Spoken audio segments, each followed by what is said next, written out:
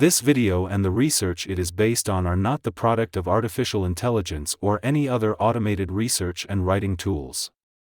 The material is new, and not all statements in this video have the same potential to withstand the test of additional research, time and reason. Use at your own discretion. And you know what? All rights reserved. This presentation is based on the previous decoding of the works of Leonardo da Vinci, Andrea Mantegna, Titian and other artists. To make an understanding connection of this painting to the other works of art, ample visual demonstrations are included. It might be necessary to pause the presentation to take a detailed look.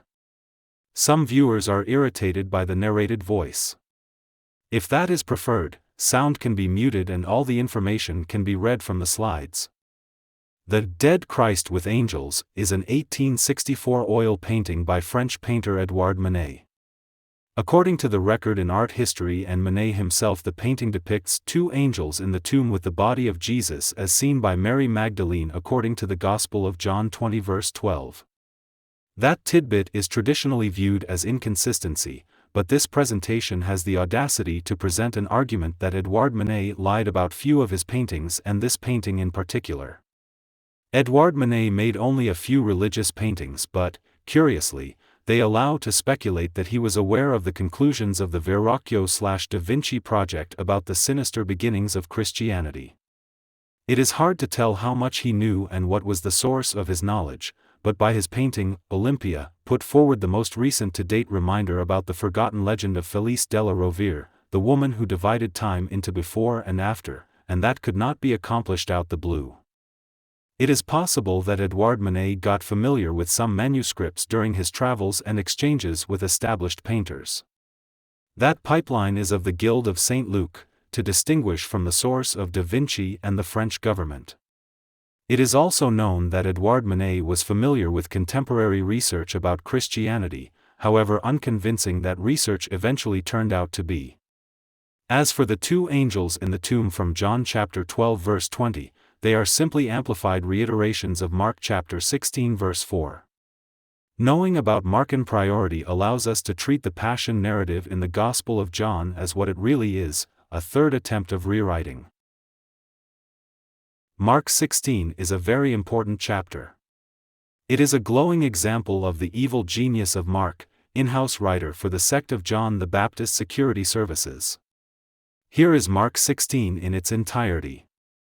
1. When the Sabbath was past, Mary Magdalene, Mary the mother of James, and Salome bought spices, so that they might go and anoint him. 2. And very early on the first day of the week, when the sun had risen, they went to the tomb. 3. And they were saying to one another, Who will roll away the stone for us from the entrance of the tomb? 4. And looking up, they saw that the stone had been rolled back, it was very large. 5. And entering the tomb, they saw a young man sitting on the right side, dressed in a white robe, and they were alarmed. 6. And he said to them, Do not be alarmed. You seek Jesus of Nazareth, who was crucified. He has risen, he is not here. See the place where they laid him. 7. But go, tell his disciples and Peter that he is going before you to Galilee. There you will see him, just as he told you. 8. And they went out and fled from the tomb, for trembling and astonishment had seized them, and they said nothing to anyone, for they were afraid. There are two different ways to write about the event. One can say, last week someone named Elon Musk was to the planet Mars and back, and that is exactly the way Mark 16 is written. But, using different person/angle, the report can be written like that. Elon Musk said that he was to the planet Mars and back during the last week. One statement is stating the fact, and another is registering a fact of speaking. Mary Magdalene did not go to the tomb and see the young man/angel. She simply told the remaining disciples that she did. How would I know that she lied? One simple fact, surprise, angels do not exist. Mark is very clear about why she told all that to disciples. She wanted them out of Jerusalem where they can be apprehended. Jesus was tortured and probably spilled the beans under duress, and danger was real. Unwittingly, Mark blew the cover of Mary Magdalene. She was an officer for the sect of John the Baptist Security Services in charge of Jesus' proselytizing theater/circus operation. As for John 20 verse 12, and she saw two angels in white, sitting where the body of Jesus had lain, one at the head and one at the feet, it is simply reiteration of Mark with doubling, the literary trick used by Matthew, Luke and John on several occasions when working on Markan texts they used. The real inspiration for the painting of Eduard Manet was not in the Gospels. His real inspiration was painting by Andrea Mantegna in 1497, over 350 years prior. And that is where things get really interesting. Andrea Mantegna was one of the earliest painters to work in the framework of the Verrocchio/Da Vinci project. However, that was several decades prior to the project itself. Before we can dive into Andrea Mantegna's masterpiece, there is a necessary detour into the question of two angels. It is very apparent that one of those is from hell, and wearing hell colors, and another one from heaven, and wearing heavenly colors accordingly.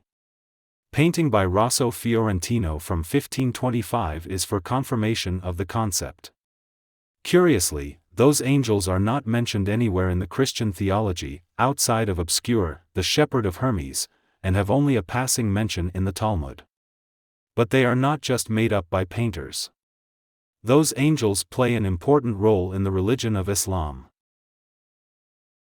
It appears that Andrea Mantegna, Rosso Fiorentino, and modern cartoonists are all using a concept that was developed by the creators of the writings of Islam. Creation of Islam was much more state-sponsored and much less spontaneous and haphazard than NGO-like creation of Christianity. One of the important theological problems of Christianity is omnipresence. God is everywhere, all the time. Islamic theologians, well aware of the problem, took a very creative approach. Next is a quote from Wikipedia. In Islamic tradition, the two Kiraman Katibin, honorable scribe in Arabic, are two angels called Raqib and Atid, believed by Muslims to record a person's actions. The Quran refers to them in two places, in 50:16-18 and by name as noble recorders in 82:10-12. The pair of angels were tasked to record any deeds of a person. The work of the Kiraman Katibin is to write down and record every action of a person each day. One angel figuratively sits on the right shoulder and records all good deeds, while the other sits on the left shoulder and records all bad deeds. In paintings, however, angels are on the opposite sides. Some Islamic scholars regarded the belief about the Kiraman Katibin angels as a part of the second article of 6 pillars of faith in Islam.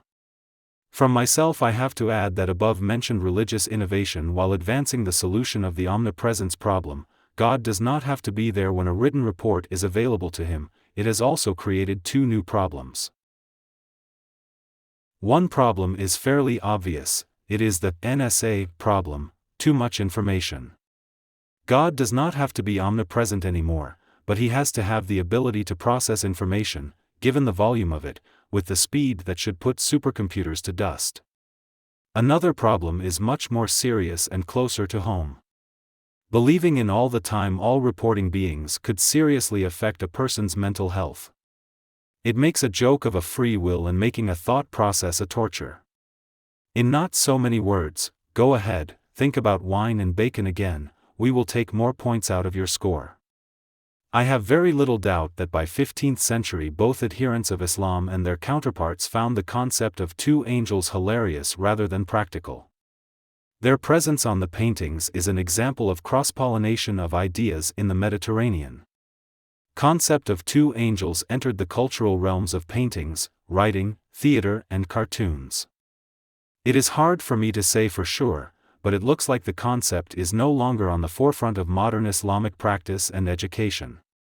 I would say because of recognition of its harmful potential. I was about to get back to the consideration of Eduard Manet and Andrea Mantegna, but the tidbit about Kiraman Katibin left me looking for a closer match. And what did I know? One is available. The angels in questions are not in the Quran, but in the Hadith tradition. I stated before that religion is oftentimes a weaponized psychology. What I did not know is that weaponizing psychology could be addictive. As much as sitting on the shoulders Kiraman Katibin torment the person during their lifetime, by annoying presence, after the person dies this kind of torment stops, right? Wrong. Torment after death, or promise of one, is a favorite hobby of theologians. Who knows when the general, last judgment, will come, but in the meantime, believers should not have any expectations of rest in their graves. Especially with the incorrect, but interesting theory that the soul still lingers in the body for some time after death. Annoying but passive Kiraman Katibin got theological continuation in the realm of after-the-death experience of adherents of Islam. There are angels called Munkar and Nakir, English translation, the denied and the denier, in Islamic eschatology, angels who test the faith of the dead in their graves. And everybody can agree that it is them we can see in the pictures of Andrea Mantegna and Rosso Fiorentino. Two angels with the dead Jesus. Now we can also learn what it is they are doing. In the hadith that describes Munkar and Nakir, their actions are described with such precision, as if someone witnessed the action in question. It is easy to understand when Jesus, a neurological patient, was making up that kind of stuff on the go. He was in the spotlight or in the tough spot and needed the wiggle ASAP. The sole mention of angels after death in the Christian Bible is the story of Lazarus, who was carried by angels to the bosom of Abraham in Luke 16 verse 22. The mention is vague, as Jesus had no way to elaborate as the whole story was made up off the cuff. But Islamic theologians on the clock were sitting behind their writing desks in the sound mind and produced a horrifying narrative in the cold blood. The angels in question, Munkar and Nakir, were supposed to ask several questions, and the true believer was expected to give predetermined, passing answers in order to wait for the final judgment in peace. The angels allegedly were able to verify the sincerity of the answers. Wrong answers were, allegedly, a reason for severe after-death / pre-last judgment punishment. The hilarious part, however, is what Jesus would answer to those questions. According to Wikipedia, the questions are: who is your Lord? What is your religion? Who is your prophet? There is no doubt in my mind that Jesus would answer each of those questions with the short, "It is complicated." This is the result of his MPD, multiple personality disorder, and delusion of grandeur. Those kinds of answers most definitely would put even stony-hearted angels like Munkar and Nakir in the state of despair shown by Andrea Mantegna, or bring them into discord shown by Rosso Fiorentino. To preempt concerns, the illustration shown is 18th century, and cannot be reliably used as a visual precursor. To understand other ideas that Andrea Mantegna wanted to convey with his painting, Christ in Mercy surrounded by two angels, we need to look no further than another Mantegna painting that he made about 40 years prior, Crucifixion. In Crucifixion, Jesus is also surrounded by two personages, the criminals that were executed at the same time as he was. While the Crucifixion painting was mostly decoded in the different presentation, with the hilarious part of the two horses behinds, one white for Old, outgoing, Testament, and one dark for New, incoming Testament, the relevant part will have to be reiterated here. Andrea Mantegna used the faces of the criminals in Crucifixion to convey very important information about Jesus' ministry. As a precursor to figuring out the whole story, that was a very important part. I was not able to find earlier references, so the priority of this part, at least as transmitted in paintings, probably belongs to Andrea Mantegna. To underscore understanding of a discovery made in the course of the project that Jesus' ministry was mostly theatrics and circus, Andrea Mantegna utilized faces of two criminals crucified alongside with Jesus to allude to theatrical masks of comedy and tragedy that traditionally symbolize theater. Crucified criminals have different facial expressions. The sardonic smile versus horror of pain, the turn and tilt of the head is the same to reinforce the impression. Two traditional theatrical masks are shown to compare. 40 years later, Andrea Mantegna used angels to convey the same message in his later work. Because of the explosive nature of the discoveries made in the 15th century, there are no written records made about them. But pictures speak better than words. Jesus' ministry was a performing/theatrical endeavor, and with his death the world lost a first-rate actor. That was not the whole story, but from the composition of his crucifixion, it is clear that Andrea Mantegna figured out that John the Baptist was behind all of it. The crew, Peter, Judas and Mary Magdalene, people that John the Baptist attached to Jesus to support his mission, are also there. Apparently, Andrea Mantegna figured that part too. Showcased along the way, the painting by Rosso Fiorentino uses the pair of angels in a slightly different way. His angels are in a stare contest, and looks like an angel from hell has a more compelling case. Behind the lifeless figure of Jesus are two figures who probably stand for Peter and Mary Magdalene, two surviving earthly companions of Jesus in his performing ministry, and they have nothing to do with heaven, as far as it is known now. Coming back to the painting by Eduard Manet, his two angels, obviously of female likeness, are most definitely dressed in hell/heaven color scheme. Their likeness to the theatrical masks is almost untraceable. Eduard Manet did not want to be that obvious. After all, his painting is also a pointer to the work of Andrea Mantegna, and Andrea Mantegna did all the hard work. In the bottom of the painting by Eduard Manet is a recently hatched poisonous snake depicted escaping. This is a religion of Christianity born out of the tragic events connected with the death of Jesus escaping into the world. Turns out that Eduard Manet was much more radical in his thinking, snake, than he would care to articulate. As for his public statements and explanations, he was outright misleading and evasive. This historical controversy is not a huge mystery. His Dead Christ with Angels is a reminder, reiteration of the work of Andrea Mantegna, one of the few painters that was in possession of explosive research about Christianity who dared to use it in his paintings. Same is true about Manet's famous Olympia. Well known to be inspired by the Venus of Urbino, it is, in fact, a pointer, an attempt of revival of the forgotten story of Felice della Rovere, who ended Christianity as religion and divided time into before and after. Overly cautious Eduard Manet used unbreakable double encryption that actually remained unbroken. True meaning of Olympia became clear only by extensive research that circumvented direct decryption. As usual, Eduard Manet's own explanation about Olympia was untruthful and evasive. Like many people before and after him, he had to be mindful and had much to lose. It is well known that Eduard Manet is following Titian by painting Olympia. It was actually never understood, however, that Manet is pointing to the Venus of Urbino, cryptic in memoriam painting of Felice della Rovere, participant in Verrocchio/Da Vinci project and in the making of the School of Athens, together with Raphael, her boyfriend. The whole story of Olympia and Venus of Urbino is well beyond the scope of this presentation, but Olympia painting makes a lonely attempt to remind humanity about one of the greatest heroes. The last attempt until the coming of the modern days. The quality of encryption in Olympia is on such a level that it raises suspicion that Eduard Manet had not had a capacity to conceive it all by himself. With all likelihood, Olympia and its encryption could have been a collaboration with friend and a writer Émile Zola.